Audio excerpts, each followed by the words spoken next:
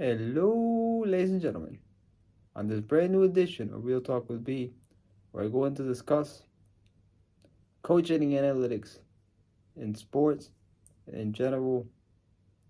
Um, let's just take all the major sports, but I'm gonna focus on in particular uh, how it's infiltrated Major League Baseball and the NBA, and I'm just gonna go mostly off the cuff here, nothing too out of the ordinary or biblical here, but I figure I put in my 2 cents on this topic to just emphasize like how it's hindered sports in general. Now, I'm all for giving young guys, so I'm relatively young, to have an opportunity to coach professionals.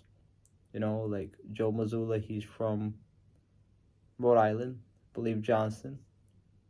And he's coaching the Celtics because of what happened with the untimely or the unexpected transgression of his predecessor Ime Udoka. So on one end, it has seemed to work. The Celtics currently have the best record in the NBA. I believe they're 11-4 at this point, but that's neither here or there. The point is, a lot of the analytics is projection, is like looking into the future, and only God knows the future in this instance. So I think man is trying to use numbers, trying to build up machine, trying to use the internet technology in order for them to have a more in-depth situation when it comes to how the performance of the teams are going to be. So then you have baseball, where you have Dave Roberts, you have um, the manager for the Phillies. His last name is Thompson.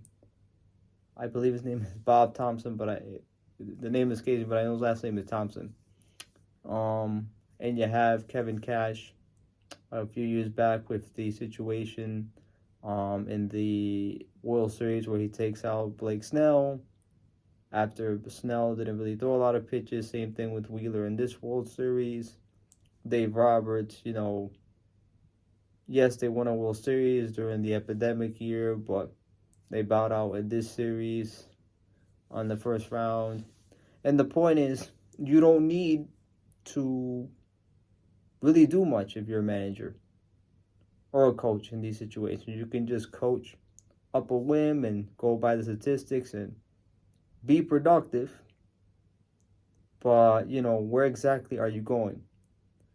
So this sounds like I'm rambling, but it's like there's no discernment. I mean, I remember when I was growing up, the Atlanta Braves made it consistently to the playoffs because they had Glavine, Maddox, and Smoltz. And I think that is something that, of course, they looked at pitch counts, looked at numbers, but at least there was some guts and guile, there was some managing, there was some, pitching, running, all this stuff. But now, even in that sport, it's like home run or bust. So it's not easy, and it's difficult to really comprehend what has transpired in that particular sport, and then it costs the Phillies, in my view, like it cost the Tampa Bay Rays, in my view, um, a World Series possibly because of just numbers and breakdowns and stuff like that. When we're created to by actions, as the Bible says, we should know. Wherefore, we should know them by their fruits. It says in the book of Matthew. So, I believe that's 7:20. The point is 7:20 Matthew. The point is that is something that actions mean more than numbers. Words mean more than numbers. You can't say the words without actions. The numbers can't do anything. The actions are historical after the fact because you put numbers. So the human element that comes into play when it comes to overall performance is very important when it comes to overall performance.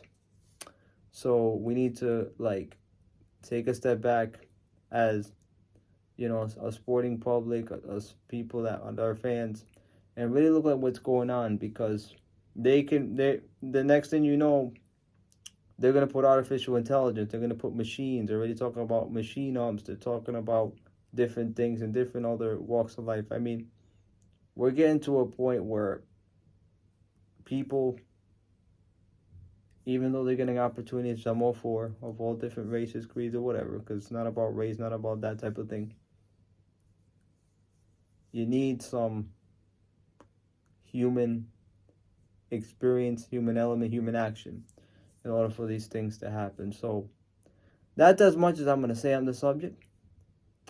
This has been Real Talk with B. Please like, comment, and subscribe if you so choose. And until next time, and hit the bell notifications to get notifications when I post new content. Blessings.